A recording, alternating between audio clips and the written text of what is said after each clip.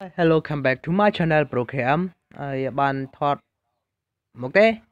Ok, ngày nay cứ nhung chọn bằng hai những app để liên ai vừa cả ở chat chỉ là khả ở chụp chung cái này nè. App nâng cứ những ai pra nơi ở trong App Store và Play Store nè. Ok. Chẳng bông bồnដែលនិយមប្រើប្រាស់នៅ app បាទអូខេអានឹងមួយណាអូខេអ្នកនរគ្នាអានឹងមួយគឺល្អដូចគ្នាគឺខលទៅអត់អួលទេ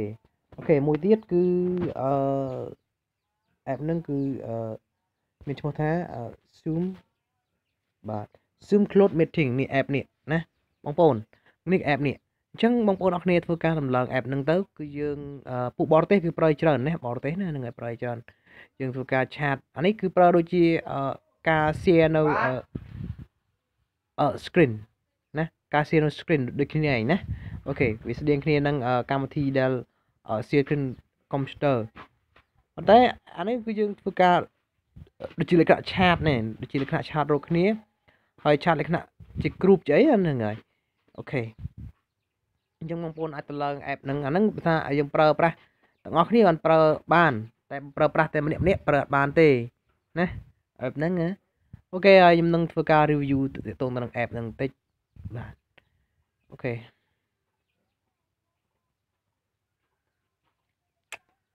ហ្នឹងហើយ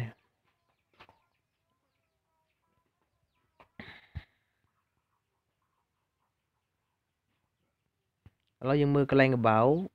បើ app គេចង់និយាយពីអ្វីបាទបើ app គឺគេចង់និយាយអំពីការទំនាក់ទំនងគ្នាតាមរយៈ app វីដេអូដោយការ share screen បាទហើយនឹងចាប់ពីមនុស្ស100នាក់បាទ100នាក់អញ្ចឹងយើងអាចលេងបាន stay connect where you go start or join or 100% meeting with crystal clear fake to fake video high quality screen sharing and instant messaging for free អូខេគឺមានន័យថាគឺយើងអាចភ្ជាប់ទំនាក់ទំនងជាមួយនឹងមិត្តភ័ក្តិចំនួន100នាក់ក្នុងពេលតែមួយណាក្នុងពេលតែមួយយើងអាចភ្ជាប់បានអូខេហើយក៏យើងអាចភ្ជាប់បានតាមរយៈការមើលមុខគ្នាណាការមើលមុខគ្នាហើយនឹងការ share នៅshare screen ណា share screen បាទហើយនឹងវាមានគុណភាពខ្ពស់បាទអូខេយើងមើលទៅហ្នឹង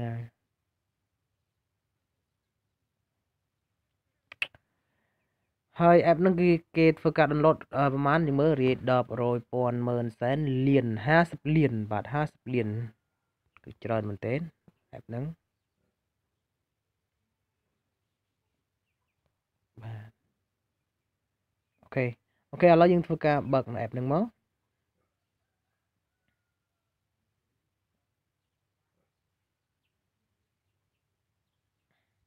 ហើយបងប្អូនយកកន្លែង sign in ហើយ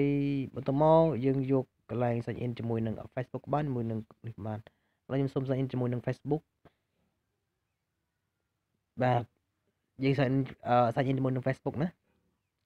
ទៅមកជាពាក្យ continue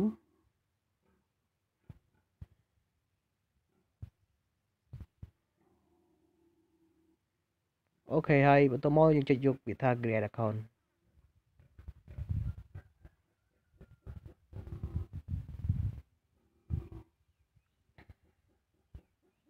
អូខេនេះគឺជាទម្រង់នៃការប្រើប្រាស់ app នេះ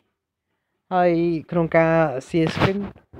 អ្នកនរគ្នាមុននឹង share screen មានន័យថាបើសិនអ្នកនរគ្នាចង់ភ្ជាប់ជាមួយនឹងការ share screen មានន័យថាយើងចុច screen ទៅអីណាអ្នកនរគ្នាទៅចុចកន្លែង meeting សិនដើម្បីយកលេខកូដដាក់កន្លែង share screen ទាំងនេះណាអញ្ចឹងន័យថាអានេះឧទាហរណ៍ថាយើងចង់យក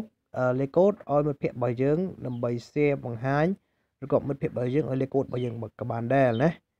ហើយយើងយកកន្លែងថា meeting បន្ទាប់មកលេខកូដគឺនៅខាងលើបាទលេខកូដបាទបន្ទាប់មកអ្នកនរគ្នាធ្វើការ copy លេខកូដនេះណា copy លេខកូដនេះមកណាអូខេយើងវាយលេខកូដនេះទៅ80 97អីវាយដូចគ្នាមកដុំទៀតដើម្បីធ្វើការឆាតនៅការ share screen បានអ្នកនរគ្នាចុចយកកន្លែង share screen នេះអូខេហើយបន្តទៀតយើងយកលេខកូដដែល mình là code ខ្លួនឯងទេណាអ្នកទាំងអស់គ្នាគឺលេខកូដមិត្តភ័ក្តិអ្នកទាំងអស់គ្នាដែលចង់ជជែកលេងជាមួយនឹងអ្នកទាំងអស់គ្នាណាអញ្ចឹងយើងដាក់តំណមកចុចអូខេទៅគឺយើងអាច share screen បានណាហើយចំពោះការ join chat នេះក៏ដូចគ្នាដែរណាយើងអាច join ភ្ជាប់អ្នកទំនងក្នុងការ chat ដោយការអ្នក join chat នេះយើងគ្រាន់តែយកលេខកូដបាទរបស់មិត្តភ័ក្តិអ្នកទាំងអស់គ្នាណាអូខេអញ្ចឹងយើងមកភ្ជាប់មកណាអូខេឥឡូវយើងមើលកន្លែង new meeting ទៀត new meeting នេះគឺជាយើងចាប់ផ្ដើមធ្វើការ chat អត់ណាអូខេហើយចំពោះហើយenable phone contact mission to Discord អូខេអ្នកនរគ្នាអាចវាយជាលេខទូរស័ព្ទចូលនឹងបានដែរណាអូខេហើយយើងបើសិនជាយើងប្រើប្រាស់នៅ app នឹងក្នុងប្រទេសយើងមួយគ្រួសារឬក៏ពីរគ្រួសារយើងអាចប្រើប្រាស់ app នឹងបានវាអត់សូវល្បីដូច app Facebook ទេណាអត់សូវល្បីទេអូខេហើយប៉ុន្តែវាងាយស្រួលក្នុងការប្រើប្រាស់អូខេហើយក៏អត់មាននិយាយច្រើនទេបងប្អូនអរគ្នាខ្ញុំគ្រាន់តែចង់បង្ហាញនៅ app ជាលក្ខណៈ call video បាទអាចមើលគ្នាឃើញលក្ខណៈ video បាទហ្នឹងហើយអានេះគឺបន្ទាប់ពី app នេះ app ខ្ញុំប្រាប់ Google Duo និង Google Duo អានេះយើង connect មកគឺវានឹងជាប់ទៅដល់ការនិយាយនឹង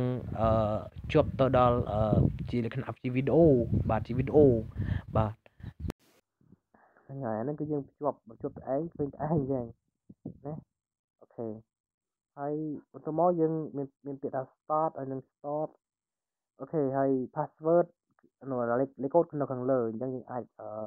ភ្ជាប់ទៅមនុស្សប្រហែលនេះឬក៏ច្រើនក៏ប្រហែលណាអូខេហើយយើងមើល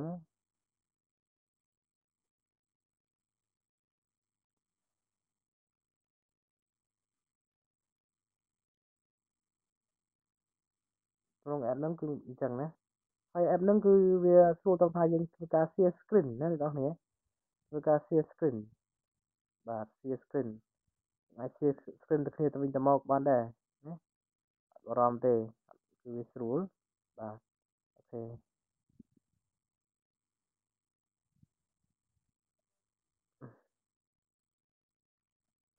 អូខេគឺខ្ញុំបាទគឺមានតែប៉ុណ្្នឹងទេខ្ញុំសង្ឃឹមថាបងប្អូនអរគ្នានឹងចេះប្រើប្រាស់នៅ app ហ្នឹង app ហ្នឹងក៏ប្រើប្រាស់នៅគ្នាច្រើនបានហើយ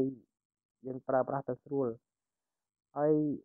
មិនបាច់គ្នាច្រើនបានដែរយើងប្រើប្រាស់ជាលក្ខណៈជាគ្រួសារយើងចង់ជា